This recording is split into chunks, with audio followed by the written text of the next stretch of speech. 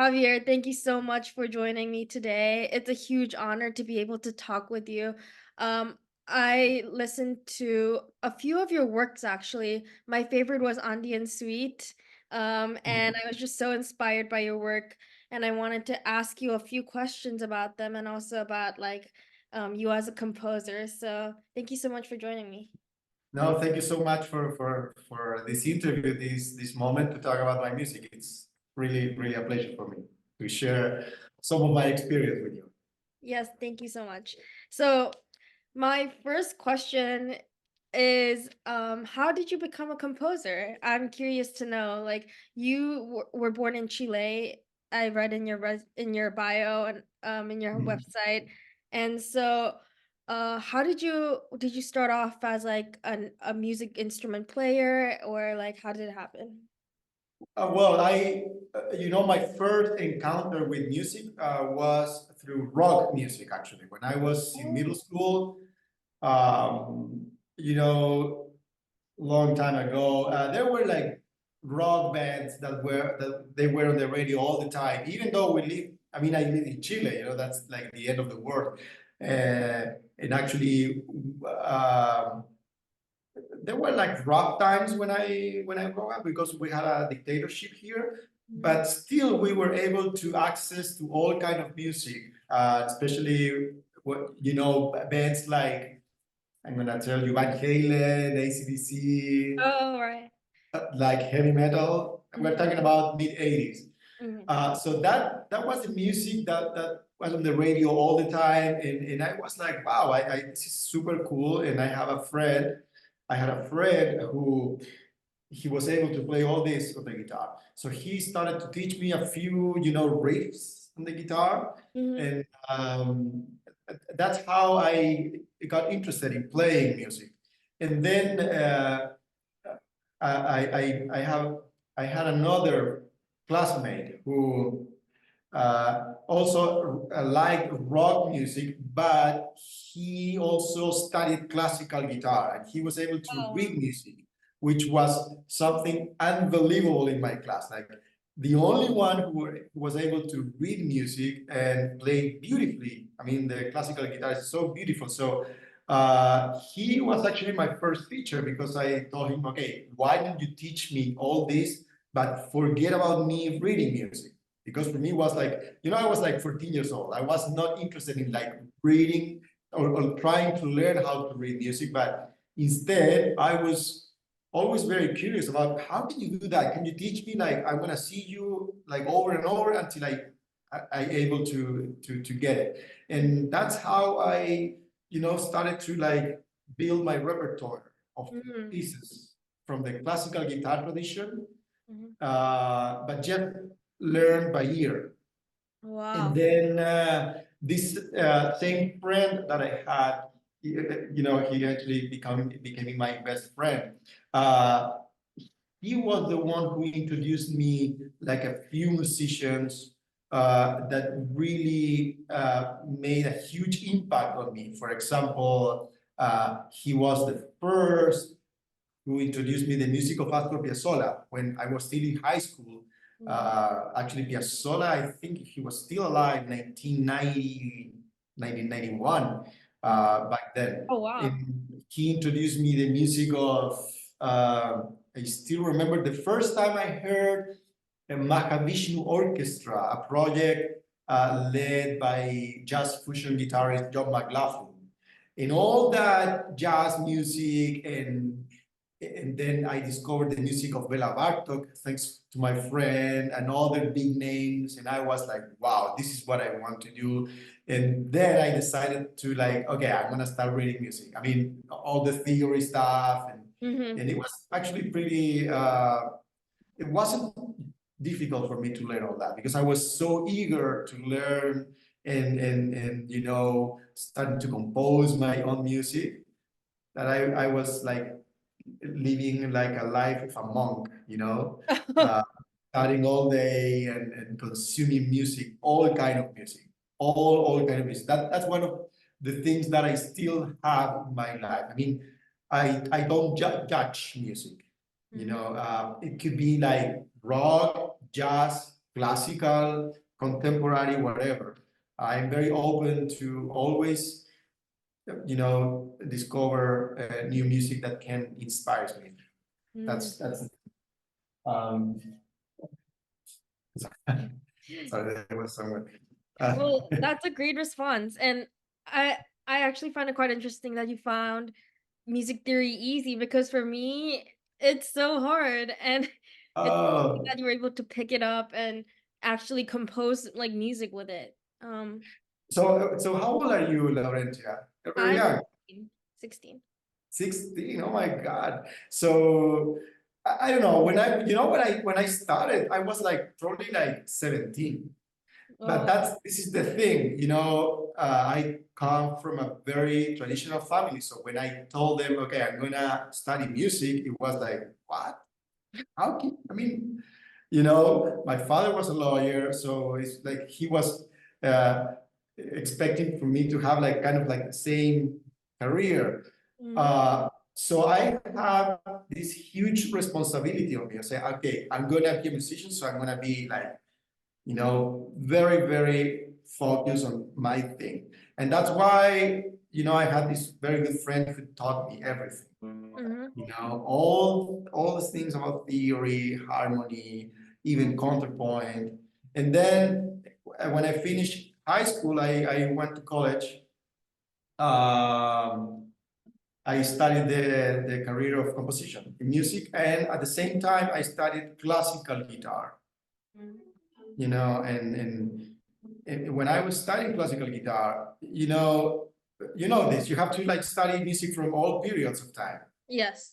and I love the music of Bach and all the classical repertoire, but I was more interested in like learning music from contemporary composer, and especially the one from Latin America. In Latin Mhm, America, we have like a very rich tradition of composers who have created music for classical guitar. We have mhm, Heitor Villalobos, Antonio Lauro, Manuel Ponce, Leo Brauer. So those were my influences.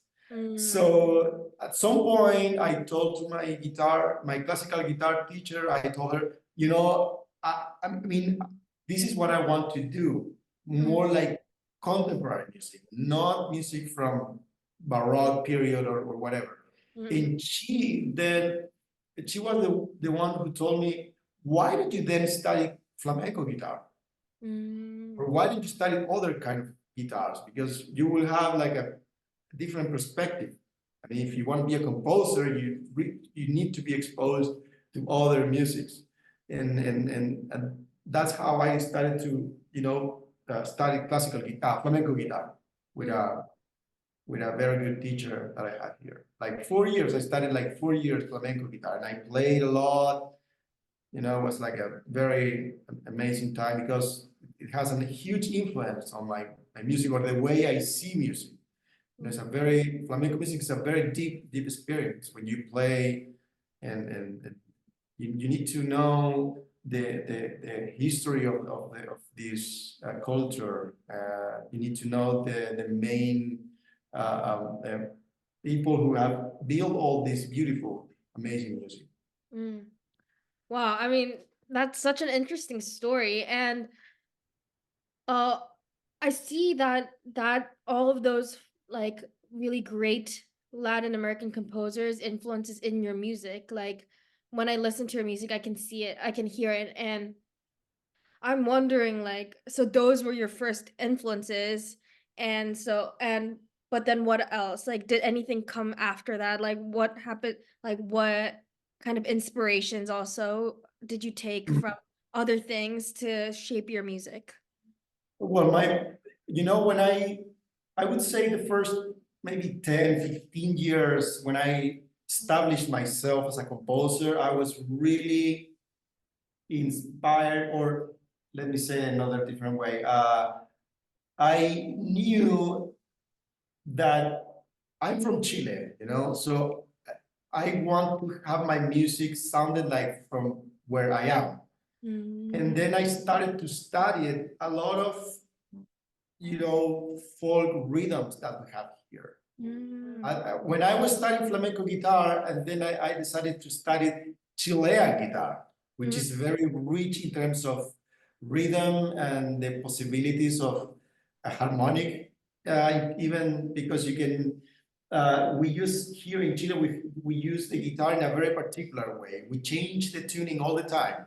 Oh, really? Got like 40 different tunings for the instrument. Oh, wow. I started to study all these different sounds that you can get out of the guitar, Mhm. changing the tuning. And then I realized that, okay, so this is a huge material for me that can influence my music. And then I started to bring all that, and then I started to study all different rhythms from other countries. And I started to read a lot. Get involved with other artists, to feel, okay, what are you doing? Why this particular guy has like a very strong career as an artist? And then why? Well, because all his work has been inspired or influenced from where he is. I mean, from Chile. So I started to do kind of like the same. And the other influence for me, I realized many years like after that rock music was always around. Is the way I conceive music because, for example, where you were mentioning this piece that I composed, Andean Suite. Andean Suite has like this very strong groove, like and that, yeah, you can say, yeah, it's kind of like a Latin American rhythm, but the way you play or the way you have the musicians play your music is the rock spirit, like playing kind of like aggressively, and very like a very strong approach to music. And that is because, I started playing rock music, so that's still in me. I Mhm. still enjoy, listening to some rock bands.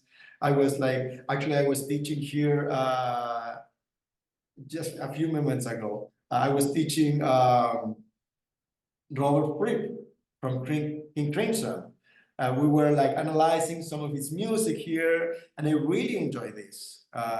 There's so many great musicians in the rock area that have inspired me Mm. Wow. still. That's quite unique actually and really cool. And speaking of Andy and Sweet, um, I noticed that you mainly write, well, you write a lot for guitar, but Andy and Sweet had like violin, it had cello, it had like a whole like ensemble, like string quartet along with the Yeah. guitar. And so was it like a challenge for you to try writing for new instruments like the violin? Well, I composed orchestral music in the past. I have written like actually, I think 5 concertos. So yeah, this is not my first. It wasn't my first time, writing for chamber music. But it's true what you say. I mean, my instrument is the guitar. I have written music for guitar ensembles, guitar concertos, solo guitar, or in combination with other different instruments. But this particular piece, so this string quartet from Houston, Apollo chamber players, they were looking for a Latin American composer because they had this program, commissioning program, and they were looking for someone with my profile. When started talking about this project, the only thing they told me was, okay, we want you playing the guitar. It's like string quartet plus guitar, but we want you playing the guitar. And I was like, I used to play like professionally, but I'm not doing this like regularly, but they convinced me. Wow. So I compose these 3 movements, and basically I use like 3 different Latin American rhythms. Hmm. Um, it has a lot of strumming. I think strumming is what the unique thing that we have here. Yes, yes. The way we strum, there are some effects that we use on the string that immediately sounds like Latin American music. Mhm. And as I knew I was gonna play the piece, I incorporated all these stuff, all these things. The funny thing is that this piece has been played several times by American guitarists. So Oh, every time they try to play it, they say, okay, how can you do this sound with your right hand here when what are you hitting? What part of the guitar? that's cool. So because they are not used to, it's like a very special thing that we have. I wish I could have like a guitar to show you, but it's one of the distinctive things that we have, Wow. and I use it like in many of my music. Wow. That's quite interesting. What is the technique called? We call it here in Chile, we call it apagado or chasquido. Oh. So you hit the strings and it sounds like this. But Oh. this is the movement that you do on the strings. So Uh, pretend that these are the with, strings, with this my part. right hand, you hit, and then you open like this. Oh, So that's it sounds like this, right? It's a very percussive sound, and it's you need to practice this. It's not as simple, but in our folk music, it's everywhere. mm, Uh, so those are the kind of stuff that I've been bringing into my music, especially for guitar, right? yes, yes. That's quite interesting because I've never seen a guitar player do that technique. So maybe I'll have to listen to like some Chile Yeah. musicians guitarists to see that. Yeah, it's not only Chile, it's in general. In Argentina we have that, in Peru, Bolivia, yeah, Ecuador, Colombia. Yeah, it's something that uh, the Spaniards, they brought the guitar with all these techniques, and we incorporated into our. It's like a fusion with Yes. Latin American thing. Yeah. Wow.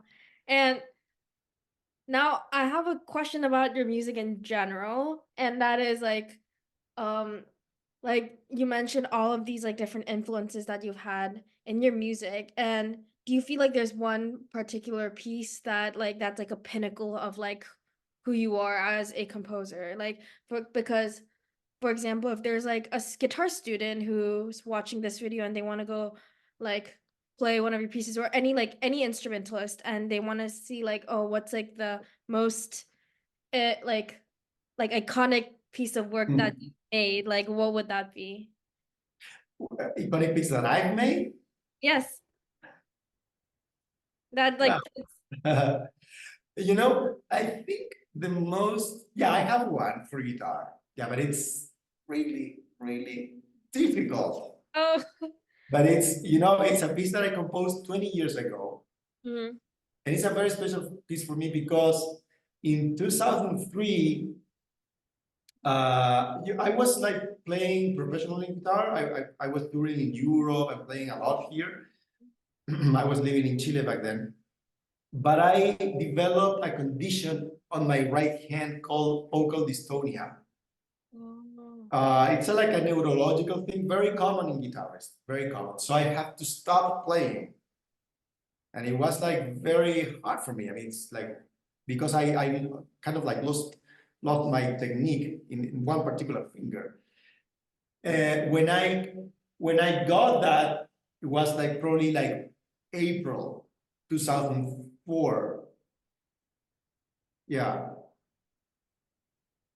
And like 1 month after that, I got the news that I got the first prize in one competition, composition competition in Europe, Oh wow. because I applied for a composition competition in Italy called Michele Pitaluga, and I got the news that I got the first prize.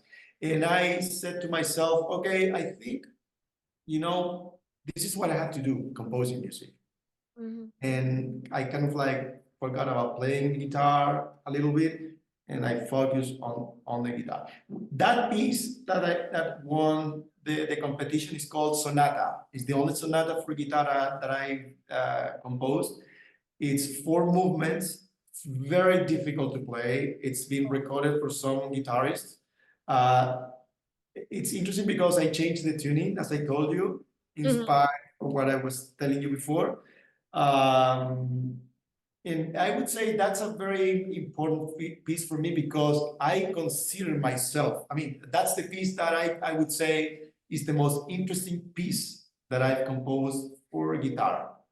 And that happened 20 years ago. Can you imagine? Wow. So I was like 29 or 30 years old when I composed that piece. And I wish I could compose another guitar sonata. But You yeah, should that, absolutely, uh, absolutely should compose another sonata. I was in conversation with someone like a very renowned guitarist about this. Yeah, maybe, hopefully, maybe after this conversation when I think about it. Yes. But if I have to like mention one special piece for me, is a piece that I composed some 15 years ago for guitar ensemble, and it's called Arauco por fuerte, principal y poderosa. Long title in Spanish. It's like 40 minutes. Oh, It wow. has one classical guitar as a soloist, one flamenco guitar as a soloist, a guitar ensemble of 12 guitars, classical guitars, 12, and one narrator. Mm. So the text is inspired by Spanish person who was in Chile. He was like, when Spaniards came to conquest Latin America, he traveled and he wrote about what he saw about the native Indians, all the landscapes, everything, and he wrote this amazing book called La Araucana. And I used those texts to write this piece. I think that's the most special piece for me, Arauco. Wow. Yeah. Very touching. And I was actually looking at your website, and it's one of your projects that you did I found was really interesting, but I couldn't find much information about it was Seis Miradas por Latin Yeah. America. And it said that it was written about like the or like according to the works of Latin American Nobel Peace Prize winners. And Mhm. I want to know a little bit about that. It sounds a bit similar to what you just mentioned, like in the same. Exactly. There's like narrators. Exactly. And this is what happened when I moved to United States in 2012. I met someone who gave me this idea. At that time, he was the chair department, the cultural department or something like this from the Inter-American Development Bank in Washington, D.C. Mhm. The funny thing is that eventually he became in the president of Colombia, this person. Oh, wow. Ivan Duque, yeah.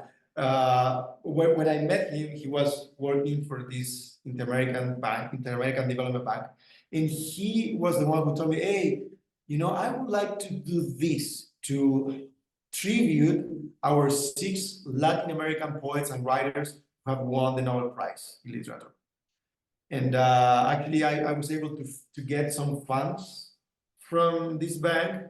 And then I got many other institutions involved because they were like really interested in learning more about these names. Some of them are not very actually como well known. Oh, wow. And for me, it was like an amazing experience to discover many interesting works that writers like Miguel Ángel Asturias from Guatemala wrote, uh, or well, we have in Chile we have 2 Nobel Prize winners. We have 2. Wow. So I had a chance to connect more with my people, with my land, with everything. So it was really special project for me, and also because I had the chance to work with many distinguished musicians, like, for example, I don't know, Elliot Fisk, classical guitarist, Elliot Fisk, David Tannenbaum, Ben Berdery. I work with the Cuarteto Latinoamericano. They are like champions of Latin American music, string quartet. I work with jazz fusion guitarist Mike Stern, with Andy Summers, the guitarist of the Police, this rock band from the 80s, and many other names. And they were all involved in this. You know, we were tributing the Latin American poetry Wow. and writing. Wow. Like beautiful, like interdisciplinary project right there. Exactly, yes. Yeah. And we brought it actually to Chile. I was living in the United States and we did some of the premieres were, took place here in Chile as Mm, well. wow. It I saw that there's like a link to it, but there's no like I feel like you should upload all the videos and stuff. Like we should like do Yeah, that, I more think about there it. are a few videos and some recordings. Yeah, it's like a very old project. I did it 2015 to 17 or something. Oh, Yeah. wow. I feel like more than ever right now, these kind of projects and interdisciplinary um projects are just so important because there's like a lot of conflict, there's a lot of like pain in the world, and I feel like when you see that poetry and you see that music come together and to support like your home country and to support like each other is so beautiful. And I mean, I would personally like to see more of that. Well, yeah. Well, it's nice to hear that. I mean, this is what I've been doing lately, like meaningful projects. Mhm. And the one that I am developing now, it's based on the theme of immigration. You know, I am interviewing people who have migrated to the United States, and with those texts, I am composing music, Oh wow. especially choral music, Wow. especially choral music. I've interviewed, for example, someone from Ecuador who crossed the Mexico-US border. It was very terrible for her. Too many things happened. She expressed everything in this interview, and I took those texts and I wrote this piece. Oh. So basically, the choir is singing her story. Oh wow. And I did this with the story of this woman from Ecuador. And I did something very similar with someone who escaped from the war in Croatia in 1991. Mhm. In the middle of the war, she escaped and she expressed everything in this interview. And again, I use this text for write a piece for choir and two guitars.